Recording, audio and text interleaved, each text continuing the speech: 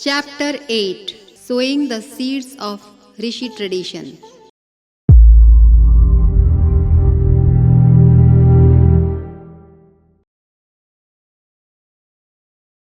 Establishment of Gayatri Tirth in Shantikunj, Haridwar.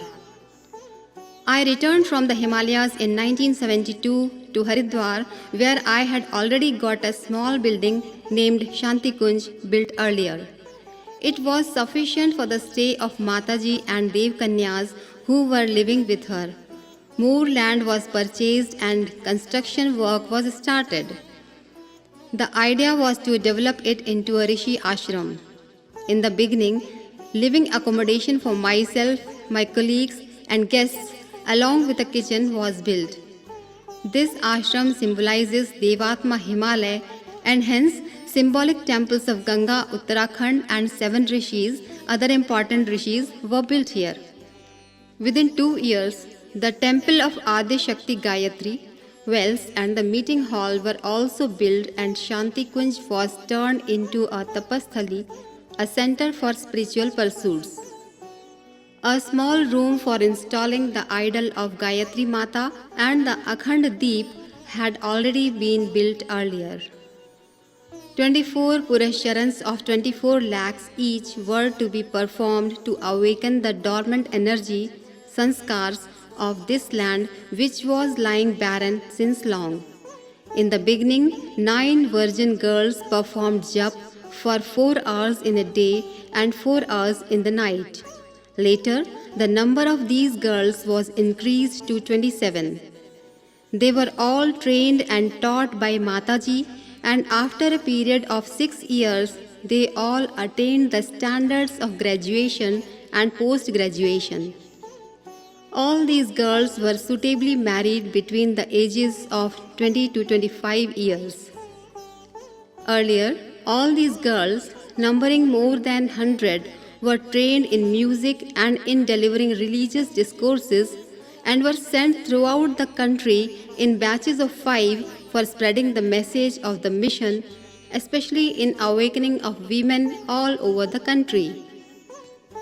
The work of molding and preparing vibrant and brilliant workers was taken in hand at Haridwar, and for this, Pran Pratyavartan camps, Yug Shilpi camps, Vanaprastha camps of the duration of 1 month each were organized.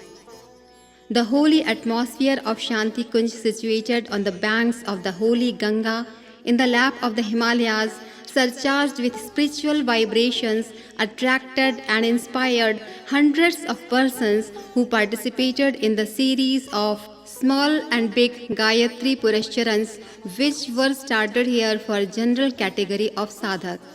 Side by side, the training of self-sacrificing vanaprasthis who had dedicated their entire life in the service of this mission also continued. All these sadhaks were supplied with free food. The number of such sadhaks continued steadily increasing. The service of such self-sacrificing, devout, full-time sadhaks who were in conscious process of spiritual awakening were needed to revive Rishi traditions by engaging them in the spread of this momentous missionary task. 250 quarters were built in Gayatri Nagar, a big hall to accommodate about 1,000 persons to listen to spiritual discourses, and a Yagyashala with 9 kunds were also built. Yagya is performed at Shantikunj in the morning for 2 hours to promote piety. It was so planned that the permanent residents of the ashram and the visitors participating in Purasharans may jointly perform a Purasharan of 24 lakh jap daily. A small press was also installed for urgent work. In the meantime, the construction of the grand building of Brahmavarchas Research Institute was taken in hand. The completion of all these works took about 24 years. In the meantime, other works which were necessary for the revival of Rishi traditions were also taken in hand according to feasibility. Bhagwan Buddha had organized vihars at Nalanda and Takshila as great and world-renowned centers of higher learning and teaching, where inmates were trained and deputed for delivering spiritual discourses throughout the country and also in foreign countries. Bhagwan Adi Shankaracharya had established 4 dhams in the 4 corners of the country, and he had tried to unite and coordinate different schools of philosophy and paths of spiritual sadhana which were then prevalent in the country. Both of them had initiated organization of huge conferences and seminars of Kumbh dimensions so that important messages of the rishis could be conveyed far and wide through the participants. Both these activities were taken in hand. It was decided to build and set up temples and working centers in the form of Gayatri Shaktipeeths and Pragya Sansthans throughout the country to spread the activities and message of the Pragya mission in the surrounding area. Although it appeared to be a difficult task, inspired and devoted persons took a pledge, and within a short period of 2 years, 2,400 Shaktipeeth buildings were erected, which are being used as centers for spreading the light and message of Yug Chetna from house to house. This work is so vast and marvelous that even the work done by Christian missionaries stands no comparison with it. Churches, temples, and other institutions are built by huge donations, but our temples have been built by small contributions made by devotees. A campaign for running mobile Pragyapeeths was also launched. These are run by one worker in a mobile push vehicle in his own city or town and also in the surrounding areas. Besides books, other articles are also kept in it. Within a period of 2 years, about 12,000 such mobile Pragyapeeths were brought in operation. About 1 lakh persons are being contacted and inspired every day by these permanent and mobile Pragyapeeths. It was further arranged to celebrate 4-day annual functions of all these branches in which at least 1,000 persons could participate. A team of 4 musicians and 1 speaker was deputed in such celebrations from Haridwar to convey New Year's message to the concerned center. Jeeps were arranged for this purpose so that the luggage of the workers, musical instruments, loudspeakers, etc. could also be taken along with them. The driver of the jeep is a trained mission worker. Every worker is now being trained in the skill of driving so that there may not be any difficulty in this respect. Most of the important literature had already been published while I was living at Mathura.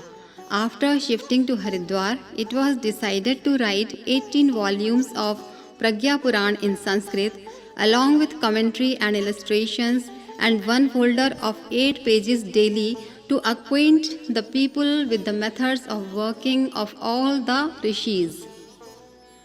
4 volumes of Pragya Puran have already been published. 400 folders have also been written. Most of them have been published in Hindi and other important languages.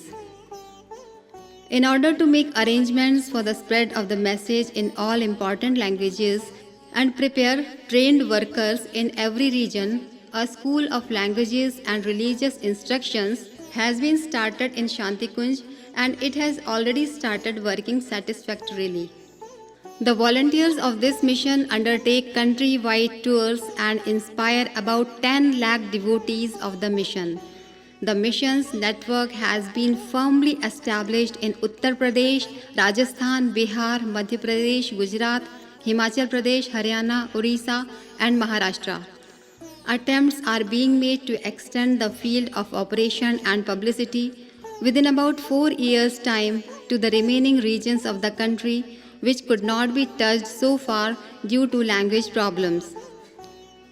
Indian migrants numbering nearly 3 crores are staying abroad in about 74 foreign countries. A successful scheme has been launched to spread the ideology of the mission amongst these migrants as well as foreigners. It will be possible in the near future to spread the light and message of the mission through capable workers in several foreign countries. There is hardly any country inhabited by Indian migrants where a center branch of this mission has not been set up. In order to vigorously extend Rishi traditions, about 1,000 self-sacrificing workers are constantly engaged in this work. For this, a Gurukul Aranyak in the tradition of Rishi Jamdagni works regularly at Shanti Kunj. In reviving Charak tradition, a garden of rare medicinal herbs has been developed in Shanti Kunj and research is being conducted with the help of valuable scientific instruments. The theory of treatment by only one medicine at a time is being followed here, and the same has proved very efficacious. Thousands of persons have been trained so far in light music through Yug Shilpi Vidyalay at Shanti Kunj, and such trained persons are running schools and preparing persons in Yug Sangeet in their respective areas. The earth is influenced by interplanetary atmosphere. Information about this is of great importance. It becomes necessary to rectify deviations in astronomical arithmetic after every 5,000 years. To revive this science of Aryabhat, an observatory, Vedshala, on the lines of ancient instruments has been built in Gayatri Nagar, and planetary observations, including those of Neptune, Pluto, Uranus, are made, and an almanac unique of its kind is published from here every year. A new project of mass moral education through audiovisual media has been taken in hand. Earlier, slide projectors were sent to all the branches of the mission. Now the medium of video is being utilized. Inspiring films on the basic of music, poems, etc., and discourses of eminent persons are being prepared and projected through the medium of video sets. A grand scheme of preparing a film to explain the objects, nature, and benefits of the programs of this mission is being taken in hand and is going to materialize shortly. The greatest creation of this mission is the Brahm Varchas Research Institute, a laboratory consisting of several valuable scientific instruments and apparatus has been set up here to conduct research on synthesis of science and spirituality. It is being manned by workers who are graduates and postgraduates in medical science, Ayurveda, etc., and other branches of modern sciences who are also spiritually oriented.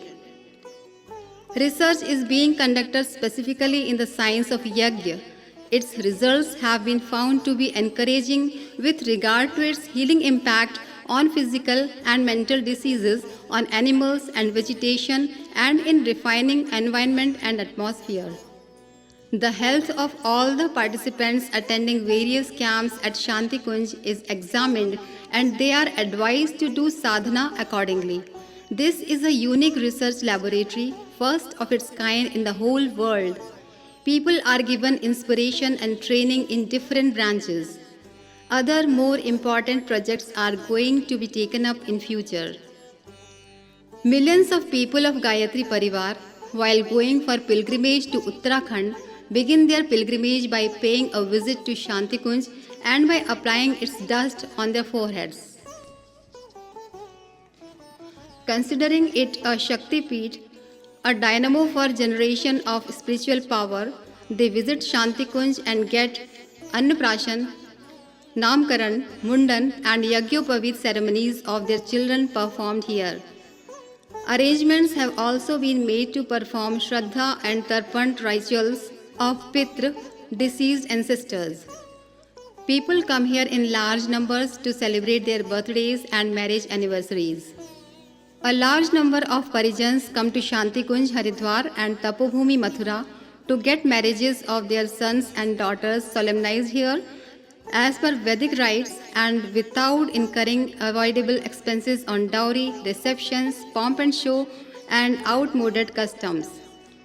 While I was entrusted with the task of reviving the work of ancient rishis, I was in a dilemma as taking up so stupendous a work in hand needed not only vast sums of money but also committed workers of high moral and spiritual caliber.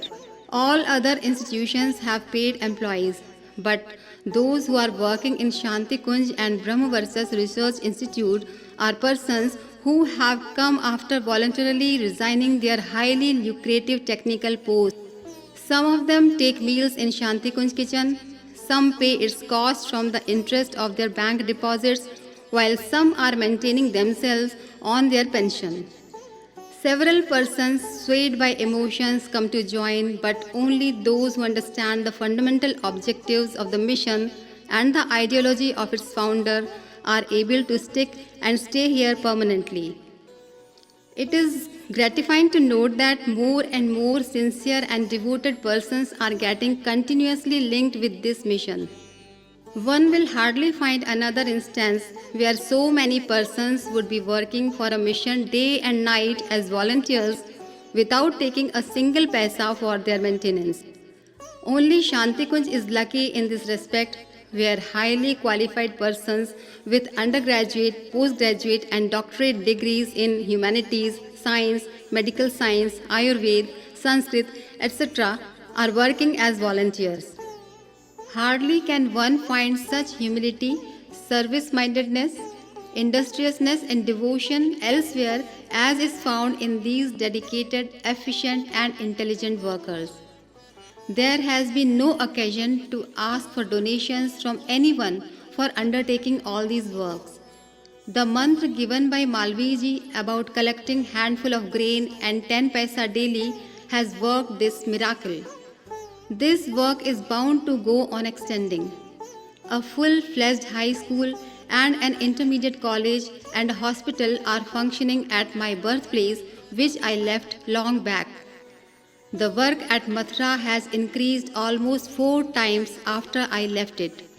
Slowly and steadily, other competent persons have started shouldering my responsibilities. I am confident that this work will go on increasing as time passes. It is the work of rishis which will go on spreading like Matsyavatar in this era of incarnation of Pragyavatar.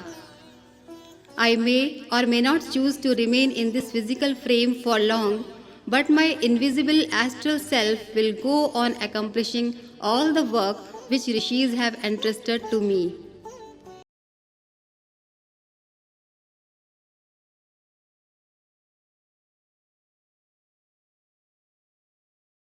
If you found this video helpful, then please like, comment and share it, and subscribe to our YouTube channel Rishi Chintan.